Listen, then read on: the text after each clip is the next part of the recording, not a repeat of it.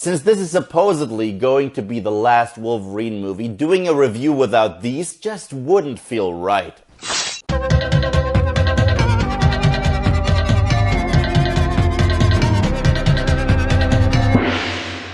Logan. Now, Logan is the latest movie in the X-Men franchise, but it's not really an X-Men movie. It's not really a Wolverine movie either. It's a movie about Logan, the character, the person. The film takes place after the future events of Days of Future Past, and we have a very old, weathered down Logan. Yeah, he's no longer Wolverine. He's at the end of his rope. He has no hope left, and I know some people thought he was bitter in The Wolverine. Well, he wasn't. This time around, he is. He's not healing the way he used to anymore. He's a drunk, he is bitter, and he has to take care of a sick Charles Xavier.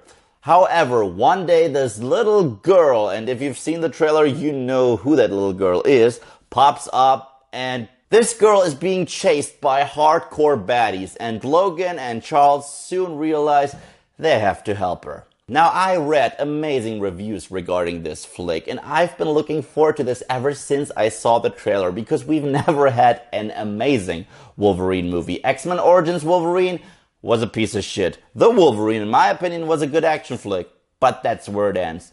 Well, finally, we have a great Wolverine movie. Honest to God, there is so much to love about this movie. First of all, the feel and atmosphere. This movie feels like an independent film. Seriously, this is not your fast-paced movie. This is a character-driven drama, and I absolutely adored it. The cinematography is flawless, and Hugh Jackman is phenomenal in this film. This is my favorite portrayal of Logan, aka Wolverine, ever. And he's been playing the guy for 17 years. I remember when I first saw the very first X-Men in 2000. I was like, holy shit, that's Wolverine.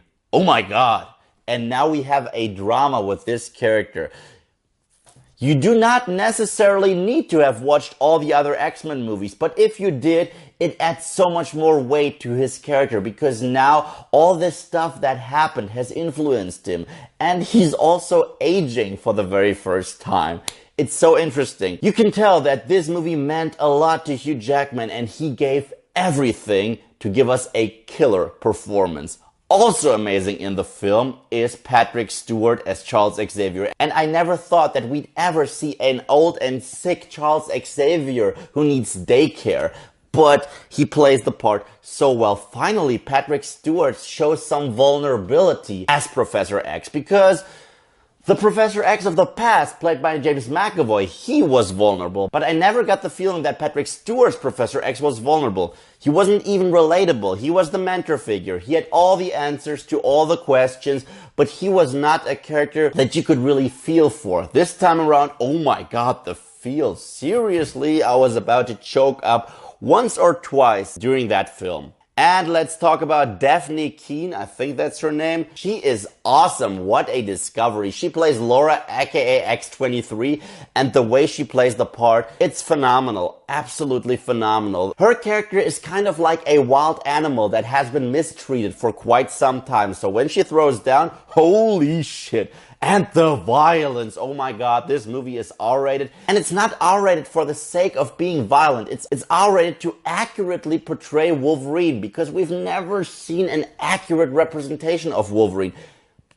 Blood, guts, cursing, and a bitter atmosphere are part of what makes Wolverine who he is. The same with Deadpool, and I think Deadpool opened the door for that R rating, because back then the studio had to be convinced that a Deadpool movie only works if it's R rated. And similar to Deadpool, this movie is a more intimate comic book movie. This is not your larger than life superhero movie where everything explodes, where the world is about to end, or a blue beam is shot into the sky like in this film.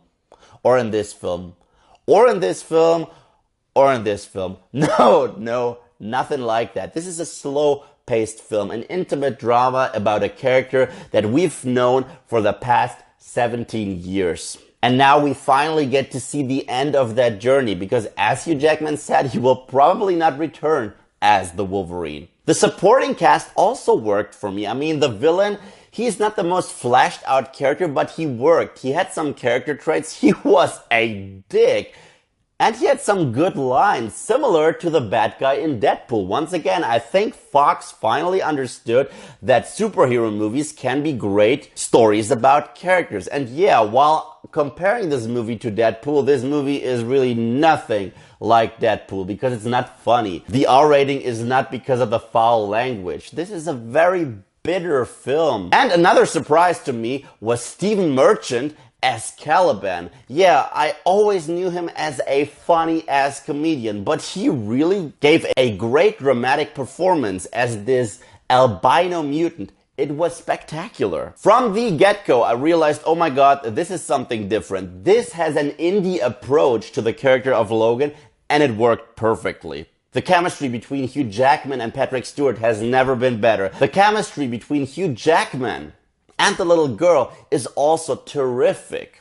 And in my opinion, the movie wraps up perfectly to honor a character that we've loved throughout almost 2 decades. In short, Logan was spectacular, and Logan definitely gets the gold medal. Seriously, if you have not seen Logan, go check it out. I believe there's something in there for everyone. Comic book fans will love it. Action movie fans will love it. Fans of well-written dramas may love it. This movie is just overall likable. So Logan, have you seen it? What are your thoughts? Let me know in the comment section below. And thank you guys, as always, for watching. And if you like what you see here and you want to see more, then just subscribe.